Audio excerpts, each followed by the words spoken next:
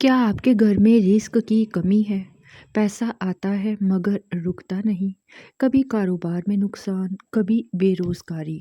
आज की वीडियो में मैं आपको कुरान और सुन्नत से एक ऐसा मुजर्रब वज़ीफ़ा बताऊँगी, जिससे इंशाअल्लाह रिस्क में वुसअत, बरकत और रोज़ी में इज़ाफ़ा होगा।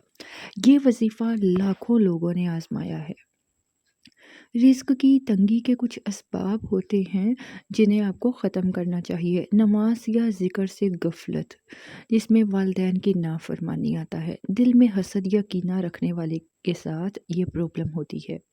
रिस्क हराम हो तो उससे भी ये मसला होता है, तो हराम रिस्क से भी बचना चाहिए। कुरान मजीद में रिस्क की कशादगी के वादे हैं। अल्लाह तबारक ताला फरमाते हैं सूरह तलाक की आयत नंबर 2 और 3 में, यानी जो अल्लाह से डरता है अल्लाह उसके लिए रास्ता निकालता है और इसे ऐसी जगह से रिस्क देता है जहाँ से वो सोच भी नहीं सकता। तो मैं आपको रिस्क का मुकम्मल तरीका बताती चलूँ। आपने हर रोज़ फजर की नमाज के बाद बावज़ू हालत में ही बैठना है।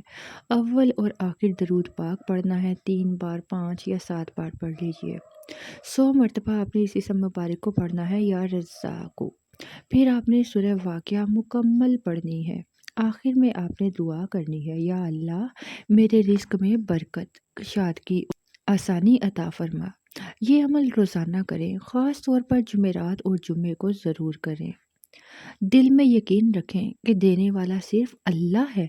सदका और खैरात के ज़रिए रिस्क बढ़ता है, तो इसको भी ज़रूर कीजिए।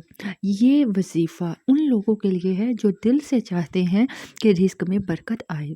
अगर आप ईमान और यकीन से करेंगे तो इंशाअल्लाह रिस्क के दरवाज़े आप पर खुल जाएंगे।